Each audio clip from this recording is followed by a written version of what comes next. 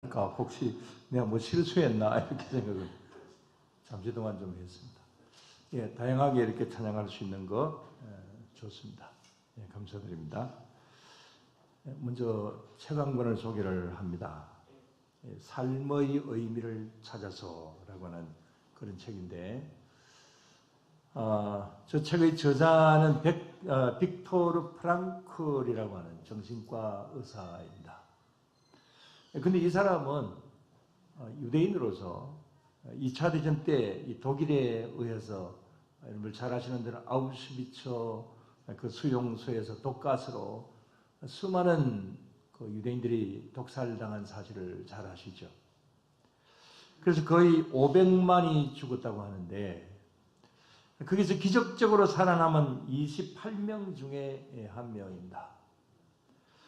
근데 그의 경험담을 담은 책인데 삶의 의미를 찾아서 그 수많은 사람들이 자기 동족들이 그 수용소에 죽어가는 그런 가운데서도 이 사람은 뭐 정신과 의사답게 그 삶의 의미를 그 가운데서 되새기면서 그렇게 지내는 가운데서 어쨌든 기적적으로 살아나게 되었다. 뭐 그런 어떤 자서전이기도 합니다.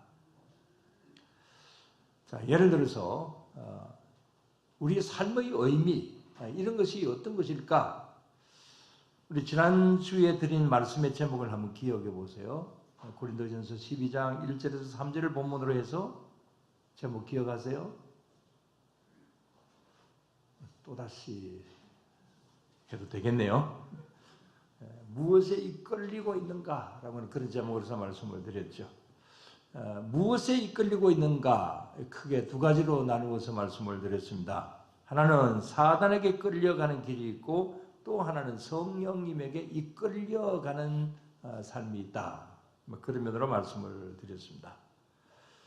그 가운데서 오늘 성령님에게 이끌려가는 자의 길, 이게 조금 전에 말씀을 드린 대로 삶의 의미를 찾아서라고 하는 면에서 생각을 해본다고 한다면 이것이 참된 삶의 의미, 가치 그런 것을 여기에서 찾을 수가 있다라고 하는 그런 측면으로서 오늘 말씀을 드리고자 합니다. 자, 그러면 이 성령님에게 우리가 이끌려 살면 우리의 삶 속에는 어떤 일들이 일어날까요? 자, 오늘 본문을 보면 바울이 자신의 경우를 이 고린도 교회 교인들에게 쭉 이야기를 하고 있습니다. 잘 아시는 대로 바울은 예수님 만나서 믿고 또 은혜를 받고 구원을 받았습니다. 여기 은혜 받을 만한 때, 구원 받을 만한 때, 뭐 이런 거 다 바울 자신을 이야기를 합니다. 또 하나님이 세우신 직분자로서 평생을 살아갑니다. 그래서 한마디로 자기 자신의 삶의 의미를 이렇게 예수 그리스도에 두고 평생을 살아가게 되는데 성령님의 이끄시는 대로의 삶을 살아가게 되었는데 사도 바울은 그것이 참된 나의 삶의 의미였고 가치였다. 뭐 이런 면으로 이제 결국은 이야기를 하는 겁니다. 근데 여러분, 이 성령님이 이끄시는 대로 순종하면서 살아가면 어떤 일들이 일어날까요? 먼저 6절, 7절을 한번 봅시다. 자, 성령님의 인도하심을 따라서 이렇게 살아갑니다. 6절, 7절을 다 같이 깨끗함과 지식과 오래 참음과 자비함과 성령의 감화와 거짓이 없는 사랑과 진리의 말씀과 하나님의 능력으로 의의 무기를 좌우에 가지고. 자, 여러분 이렇게 살아가는 것 얼마나 좋습니까? 성령님의 인도하심 속에서 이렇게 살아갑니다. 사도 바울은 이렇게 살아갑니다. 또 하나님께서 이렇게 살도록 자기 자신에게 이렇게 해주셨다는 겁니다. 어떻습니까? 여러분들도 이렇게 살기를 원하십니까? 안 좋습니까? 깨끗하게 살고 싶지 않습니까? 하나님을 아는 지식으로 살고 싶지 않습니까? 계속 아닌 것 같아요. 오래 참고 자비하고 성령의 감화하고 거짓이 없는 사랑, 뭐 이렇게 또 우리의 이 양쪽의 무기를 좌우에 가지고 이렇게 살아간다. 정말 좋죠. 여러분들도 그렇게 살아갈 수 있게 되기를 바랍니다. 아멘 했어요. 정말 이렇게 살면 좋죠. 정말 깨끗하게 살고 하나님 아는 지식과 오래 참는 인내와 자비하심으로 살고 뭐 쭉 이렇게 말씀에 나와 있는 대로 살아간다면 정말 좋은 일이고 하나님께 칭찬받을 수 있는 일이죠. 근데 여러분, 정말 이렇게 살면 좋을까요? 이렇게 살면 좋은 일들이 많이 생겨질까요? 사실은 아닙니다. 너무 이상한 이야기 같지만 이렇게 살면 오히려 더 어려운 일이 생길 수도 있고 많은 고난이 올 수도 있습니다. 전에 겪지 않았던 어려움이 찾아올 수도 있습니다. 자, 오늘 여기 사도 바울을 봅시다. 6절, 7절에 그러한 생활의 자세로 살아갑니다. 근데 그의 앞에는 어떤 일들이 일어나게 됩니까? 4절에서 5절입니다. 다시 한번 봅시다. 오직 모든 일에 하나님의 일꾼으로 자천하여 많이 견디는 것과 환난과 궁핍과 고난과 매맞음과 갇힘과 난동과 수고로움과 자지 못함과 먹지 못함 가운데서도 그랬습니다. 예수님 믿고 정말 성령님의 인도하심을 따라서 살아가는데 자기의 육신적으로 생겨지는 일들은 이런 일들이 생겨지더라고 하는 겁니다. 자, 이게 4절 5절의 내용이 좋은 겁니까? 나쁜 겁니까? 애매합니까? 여러분들이 이런 일 당하고 싶어요? 아니죠? 저한테 100번 물어도 저는 이런 일을 안 당하고 싶습니다. 라고 이야기할 겁니다. 자, 이렇게 예수님 믿고 난 다음부터 인간적으로 보면 그의 삶은 완전히 고난의 현장입니다. 바울이 만약에 예수님을 안 믿었다면 어떻게 되었을까요? 그는 아마 당시 사회로 볼 때는 최고의 조건으로 살았을 것입니다. 자, 사도 바울이 어떤 사람입니까? 그는 흔히 말해서 좋은 집안의 금수저로 태어난 사람입니다. 최고의 공부를 했습니다. 최고의 촉망받는 엘리트로서 나이가 많지 않으면서도 사내들인 공회원이었습니다. 그래서 그의 앞길은 그야말로 탄탄대로였습니다. 그러나 예수님을 믿고 난 다음부터는 또 직분자로서의 삶을 살아가면서부터는 오늘 본문과 같은 이런 엄청난 고난이 찾아오게 된 겁니다. 자, 이런 경우는 뭐 지금 현재 이 세계 속에서도 그런 나라들이 있습니다. 폐교를 믿는 국가들은 거의 대부분 다 그렇습니다. 그런 나라에서 예수님 믿는다, 이거는 굉장히 자기 자신의 모든 것을 다 내려놓아야 됩니다. 그런 곳에서 예수님 믿는 것은 많은 불이익과 함께 사회에서 매장당합니다. 가장 가까이에는 그런 세계에서 가장 그런 면으로 심한 나라가 어디입니까? 간혹하면서 말씀을 드립니다만 저쪽에 어디입니까? 북쪽에 북한. 북한은 지금도 예수님 믿는 죄가 가장 큰 죄이고 그 다음에 가장 큰 벌을 받는다고 그러죠. 뭐 사형을 당하기도 한다고 합니다. 자, 그런 면에서 솔직히 한번 좀 물어봅시다. 만약에 우리도 회교 국가나 북한처럼 그렇게 핍박을 한다고 한다면, 저와 여러분들이 핍박을 당한다고 한다면 여러분들 교회 나오시겠어요? 안 나오시겠어요? 그것보다 예수님 믿으시겠어요? 안 믿으시겠어요? 20세라도 믿기는 믿겠죠, 그죠? 자, 그러면 교회 나오시겠어요? 안 나오시겠어요? 교회 나오면 잡아간다. 어떻게 하시겠어요?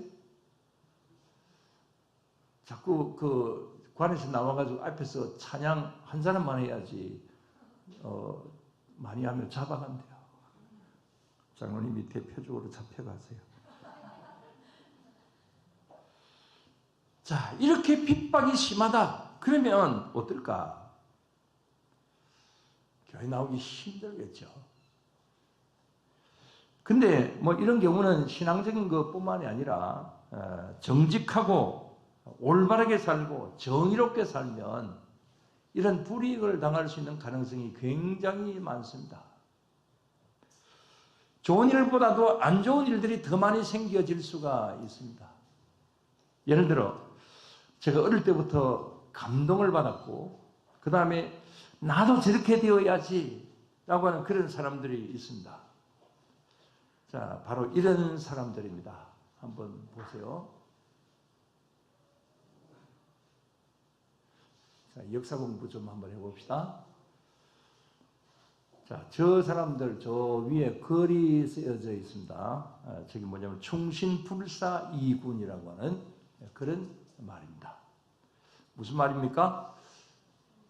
충신은 두 임금을 섬길 수 없다라고 하는 그런 말입니다. 그래서 사형을 당하면서도 저기 저 있는 6사람은 소신을 지킨 사람입니다.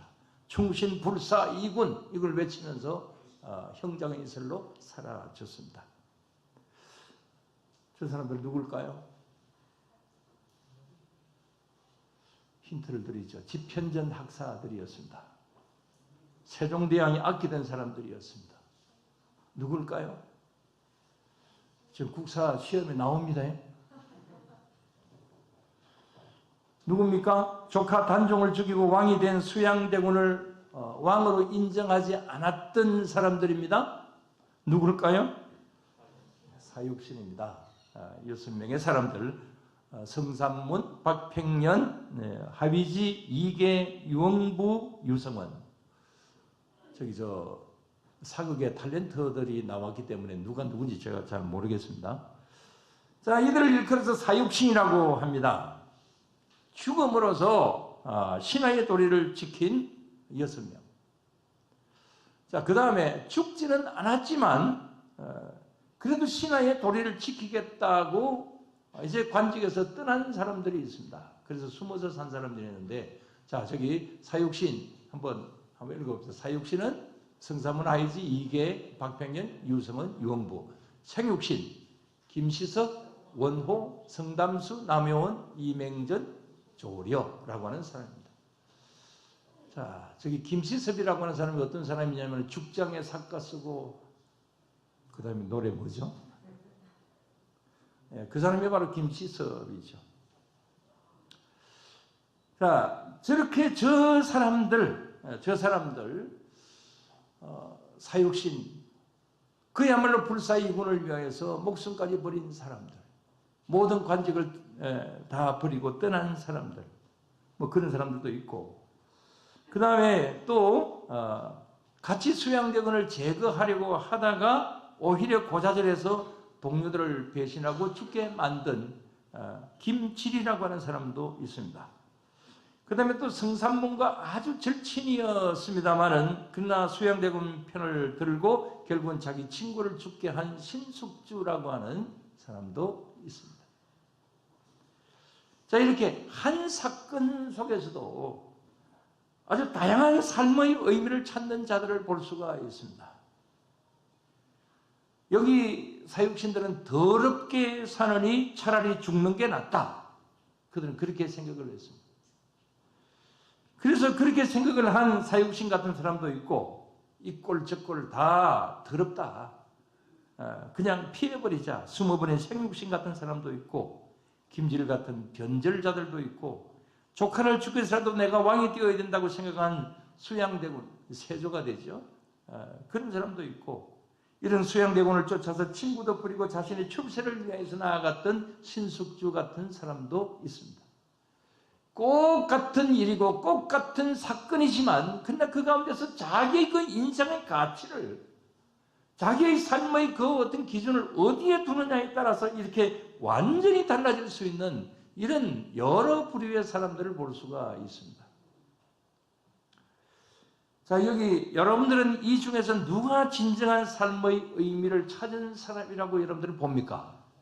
자, 뭐 생육신, 사육신, 변절자, 그 다음에 또 뭐 탈취자, 누가 진정한 삶의 의미를 찾은 사람일까요? 대답하기 곤란하죠? 사육신이겠습니까? 저는 사육신이라고 생각을 합니다. 그래서 내용도 잘 모르면서 어릴 때부터 나도 사육신 같은 사람이 되어야지, 내용도 모르면서 그렇게 생각을 했던 적이 있습니다. 그러나 그렇게 살면 정말 바보같이 사는 겁니다. 그런 바보가 없습니다. 여기 대표적인 사람이 성삼문이죠. 일족이 멸망을 당했습니다. 자기 아내는 종으로 이제 종살이를 하게 되었습니다. 그럼 신숙주가 아주 현명한 사람일까요? 신숙주는 실제로 부귀영화를 평생 동안 누리면서 살았고 그 다음에 또 많은 일들도 했습니다. 그러나 역사는 신숙주를 일컬어서 지금도 비판을 합니다. 숙주나물이라고 하는 말이 신숙주에서 나온 말이죠. 사육신은 지금도 망구의 충신으로 칭찬합니다. 그래서 누구든지 학교에서 또 가르칠 때도 사육신이 정말 옳은 사람이다, 뭐 이렇게 다 이야기하죠. 또 이 말을 한번 봅시다. 자, 한번 읽어보십시오. 필생즉사, 필사즉생. 해석해 보세요. 와, 한번 실력 대단합니다. 누가 한 말입니까? 예, 이순신 장군이 저 말을 이제 하면서 이제 전쟁터에 나가기도 했죠. 이순신 장군은 저런 어떤 좌우명을 가지고 있었기 때문에 그야말로 24전 24성, 세계 해전 역사상 가장 많은 그런 어떤 승리를 한 역사를 만들어내기도 했습니다. 그러나 이순신 장군의 말로는 어땠습니까? 좋지 않았습니다. 그런 모함을 당해서 곤장을 맞기도 하고, 그래서 완전히 백의종군 해야 되는 그런 일들도 있었고, 결국은 뭐 싸우다가 이 세상을 떠났습니다만, 저는 여기에 이 사람들을 가슴에 또 역시 제가 굉장히 어릴 때부터 순진한 사람이었거든요. 그래서 선생님들이 가르치면 와, 저 사람처럼 되어야지, 그렇게 생각을 하고 많이 살았습니다. 그 다음에 또 예수님을 적극적으로 믿고 나서부터 또 이분들을 또 존경을 하게 되었습니다. 그렇게 살아야지 하고 생각을 합니다. 지금도 역시 그렇게 좀 생각을 하고 있습니다만은, 자, 어떤 사람일까요?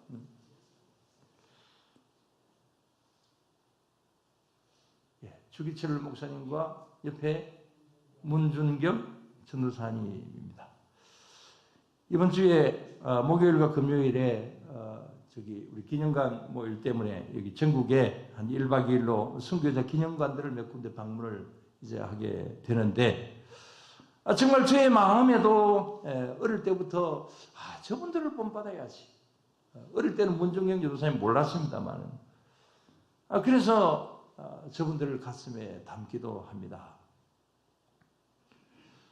하나님을 위해서 절대로 불의와 타협하지 않고 순교 정신으로 살아야지, 그런 마음 일찍부터 가졌습니다. 그러나 지금 현재 이제 나이가 들어가면서 뒤를 돌아봅니다. 정말 어떻게 살았나? 어릴 때 각오대로 살았나? 돌아보면 사육신도 아니고 생육신도 아니고, 그렇다고 해서 또 뭐 주기철 목사님도 아니고 문준경 전도사님도 아니고, 정말 어정쩡한 삶을 살아온 것 같다, 그런 생각이 좀 듭니다. 어릴 때부터 그런 각오나 하지 말지, 각오를 하고 그렇게 해야지, 그렇게 생각을 하면서도 그러나 돌아보면 그렇게 생각 같지는 않습니다. 물론 모르겠습니다. 앞으로 순교를 해야 될 상황이 만약에 생겨지게 되고 저런 어떤 어려움이 온다고 하면은 또 잘 모르겠습니다만은, 그러나 정말 정의롭게 살았나. 물론 그런 정신으로 살 때가 있습니다. 그러다 보니까 때로는 손해를 볼 때도 있습니다. 오해를 받을 때도 있어요. 이렇게 산다라고 하는 것이 얼마나 힘든 일이냐, 그런 것을 느낄 때가 많이 있습니다. 그래서 여러분, 정말 저렇게 살아야지, 저게 정말 하나님 앞에 바른 것이야, 저게 정의로운 것이고 저게 옳은 것이야. 이렇게 생각을 하고 그렇게 나아가고자 해서도 실제로 우리의 생활 속에 들어가 보면 참 그렇게 하기가 힘이 듭니다. 그래서 우리는 이런 면으로 좀 고민이 생겨질 때가 있는 것이죠. 그러나 그래도 오늘 여기 사도 바울이 이야기하는, 사도 바울이 고린도 교회 교인들에게 주는 이 말씀들을 우리가 다시 한번 좀 음미해 보십시다. 바울은 고린도 교인들에게 이런 권면의 말씀을 합니다. 자, 1절 말씀을 봅시다. 6장 1절 다 같이. 우리가 하나님과 함께 일하는 자로서 너희를 권하노니 하나님의 은혜를 헛되이 받지 말라. 하나님의 은혜를 뭐라고요? 헛되이 받지 말라. 자, 너희들 어떤 자들이냐? 자, 이 고린도 교회 교인들에게 하는 이야기인데, 고린도 교회 교인들이 어떤 교인들입니까? 사실 이곳에는 본격적인 핍박은 받지 않았습니다. 그러나 지난주에 말씀을 드린 대로 온갖 우상과 특히 여신 이름 기억하시나요? 아프로디테. 로마에서는 잘 아시는 대로 뭘? 비너스. 예, 아프로디테 같은 여신을 음란 행위로 섬겼기 때문에 이 지역 문화가 온통 그 성도로서는 정말 이기기 힘든 그러한 유혹들이 많이 있었다고 그랬죠. 그래서 고린도 지역의 사람들은 그런 유혹을 당연한 것이 행하고 있었습니다. 그래서 고린도 지방의 당시의 유행어가 뭐라 그랬습니까? 우리는 무슨 식으로 산다? 예, 다 잊어버리는 게 좋습니다, 저한테. 우리는 고린도식으로 산다. 요즘 우리말로 하면은 이 말은 이 우리 지역이, 이 고린도 지역이 이미 다 그렇게 흘러가고 있는데 내가 아무리 이걸 막으려고 한다고 해도 뭐 이미 세상은 그리 흘러가고 있다. 근데 뭐 내가 뭐 고고하다고 그렇게 할 거냐. 내가 그렇게 다른 사람들처럼 그렇게 행하지 않고 산다고 한다면 나는 왕따 당하고 말 것이다. 자, 그런 생각이죠. 그렇게 고린도 지역의 사람들은 살아가고 있다는 것입니다. 자, 그런 가운데서 고린도 교회 교인들이 살아갑니다. 그래서 하나님께서는 아마도 이런 어떤 우상과 음란한 사회 문화를 이기게 하시려고 이 고린도 교인들에게 많은 은사를 주셨고 많은 은혜를 주셨습니다. 그래서 자, 이 은사 받은 것을 너희들 은사 받지 않았느냐? 이 특별한 것을 가지고 이 세상을 한번 이겨나가봐라. 이렇게 말씀들을 하셨어요. 그런 많은 은혜와 은사를 주셨습니다. 그러나 결과적으로 볼 때에 이 은혜와 은사를 어떻게 받았다고요? 너희들 어떻게 받았다? 헛되이 받았다. 헛되이 받지 말라. 그렇게 말씀하고 있습니다. 왜 이런 말씀을 하는 걸까요? 이 고린도 교회 절제하지 못했습니다. 은사 때문에 시기하고 질투하고 또 당을 짓기도 하고 그야말로 받은 은혜와 은사를 다 쏟아버리고 맙니다. 그래서 은사를 헛되이 받지 말라. 그렇게 말씀을 하고 있는 것이죠. 오늘 우리도 이 말씀이 필요합니다. 지금 우리도 2절 말씀처럼 은혜 받을 만한 때 은혜를 받았습니다. 구원받은 백성이 되었습니다. 그러므로 우리도 이런 받은 은혜를 우리가 간직하고 더 키워가고 이렇게 되어야지 이 은혜를 세상이 그렇다고 해가지고 이것을 다 쏟아버리고 그렇게 간다고 한다면 오늘날도 이 말씀을 통해서 너희들 은혜를 헛되이 받지 말라. 이렇게 우리들에게 충고하시지 않겠습니까? 여러분, 은혜로 간직하고 구원받은 자로서의 정체성을 분명히 가지고 그렇게 살아가실 수 있게 되기를 주의 이름으로 축원합니다. 그러나 세상은 만만치 않습니다. 그래서 바울은 보다 더 구체적으로 말합니다. 14절 이하, 오늘 보지는 않았습니다만은, 자, 14절 이하의 말씀들, 14절만 한번 봅시다. 다 같이. 너희는 믿지 않는 자와 멍에를 함께 매지 말라. 의와 불법이 어찌 함께하며 빛과 어둠이 어찌 사귀며. 예. 그리고 쭉 뭐 이런저런 말씀들이 나옵니다. 자, 여기 보면 믿지 않는 자와 그리스도에게 속한 자를 구분하라. 구분하면서 살아라. 그렇게 말하고 있습니다. 그리고 믿지 않는 자와 멍에를 함께 매지 말라. 불법에 속한 자, 어둠에 속한 자, 벨리알에 속한 자, 우상에 속한 자, 이런 사람들을 멀리해라. 그 다음에 믿는 자로서, 의에 속한 자로서, 빛에 속한 자, 그리스도에게 속한 자, 성전에 속한 자, 너희들은 바로 그런 자들이다. 그런 하나님의 백성들이다. 그러므로 세상에 저 잘못된 문화에 젖어 있는 저런 사람들하고 멍에를 같이 매지 말라. 자, 이런 말씀들을 이제 주시는 거죠. 근데 이런 말씀을 들으면 뭐 이런 생각도 할 수도 있습니다. 그러면 우리가 어떻게 살라는 말이냐? 이 세상과 믿지 않는 사람들하고 같이 활동을 하지 말아야 되느냐? 이런 생각도 가질 수가 있죠. 여러분들 주변에 조금 좀 성분이 좋지 않은 사람들이 있습니까? 여러분들이 착하기 때문에 주변 다 착하지요? 자, 조금 좀 좋지 않다. 이런 사람들하고 같이 놀아야 됩니까? 논다는 표현이 좀 그렇지만. 자, 그런 사람들을 아주 멀리 해야 됩니까? 예수님 당시 SM파의 사람들은 정말 그렇게 살았습니다. 아까 생육신처럼 그렇게 세상을 등지고 살았습니다. 그러면 우리가 세상 이 꼴 저 꼴 안 보고 우리 살 수 있지 않느냐? 그렇게 SM파들은 살았습니다. 그러나 성경은 일상생활에서 세상과 세상 사람들 하면서 단절하면서 살아라. 그렇게 말씀하지 않습니다. 만약에 그렇게 말한다고 한다면 속세를 떠나서 개인적인 수양을 하면서 살아라. 만약 그렇다고 한다면 그건 우리 기독교가 아니고 그 뭐겠어요? 그 불교입니다. 그래서 우리는 세상 속에서 불신자들과 더불어 살아가야 됩니다. 같이 살아가야 됩니다. 그러나 여기 멍에를 같이 매지 말라. 이 말씀 무슨 말일까요? 그런 사람들의 행동을, 잘못된 행동을 같이 따라하지 말라. 그런 말인 거죠. 그래서 같이 살아가는 것은 어쩔 수 없는 일이지만은 같은 잘못을 저지르면서 멍에를 매지 말고 우리는 믿는 사람들이기 때문에 성도답게 세상과 구별된 순결한 삶을 살아야 된다. 그런 말씀을 주시는 것이고 14절에 또 빛과 어둠이 서로 사귈 수 없다. 그렇게 말씀하고 있잖아요. 어둠의 세상에서 나도 빛을 끄지 말고 세상이 어둡다고 해서 나는 하나의 어둠의 요소가 되지 말고 그 어두운 세상에서 내가 가지고 있는 빛을 비추어 줘라. 그렇게 말씀하고 있는 거죠. 15절에 그리스도와 무엇이 서로 조화될 수 없다? 벨리알이 조화될 수 없다. 이 벨리알이라고 하는 말은 무가치하다라고 하는 그런 뜻입니다. 결국 이것은 마귀를 가리킵니다.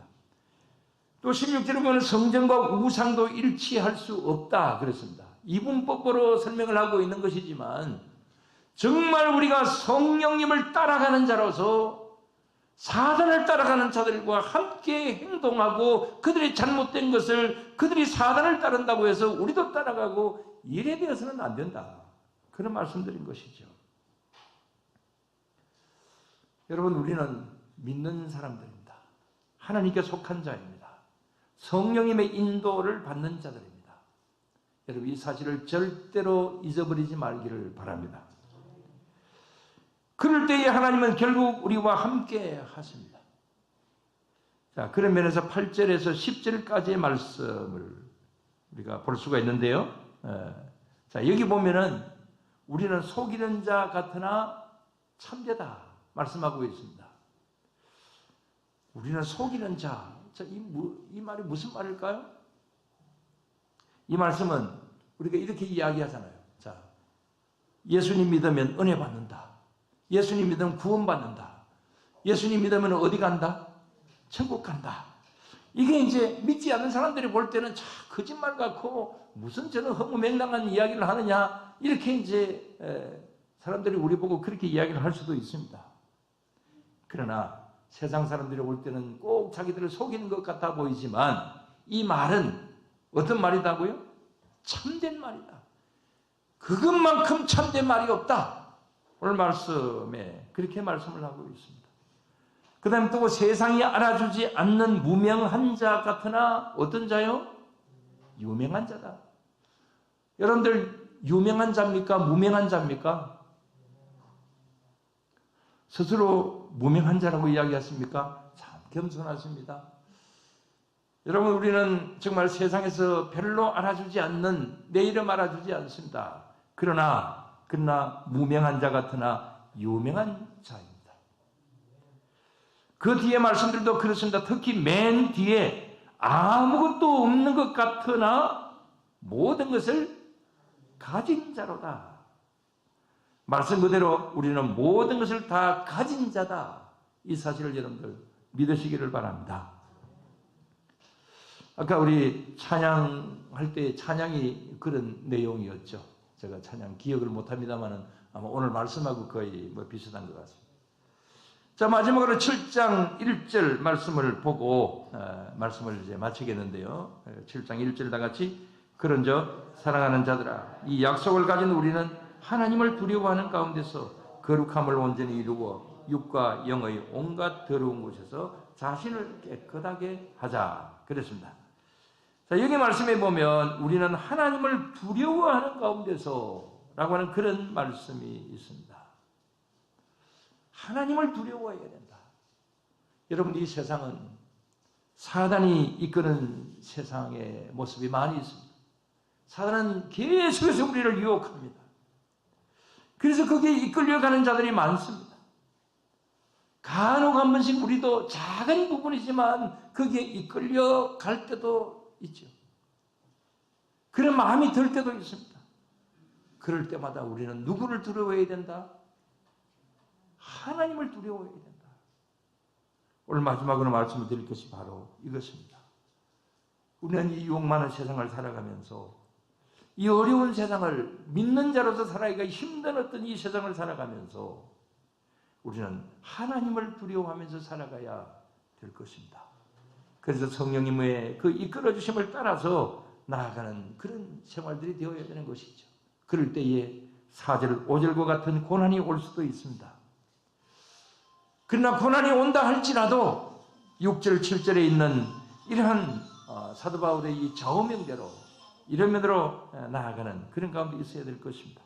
그럴 때에 8절에서 10절까지 은혜를 받게 될 것이고 마지막 10절 말씀 정말 읽고 마치겠습니다. 다 같이 근심하는 자 같으나 항상 기뻐하고 가난한 자 같으나 많은 사람을 부유하게 하고 아무것도 없는 자 같으나 모든 것을 가진 자로다.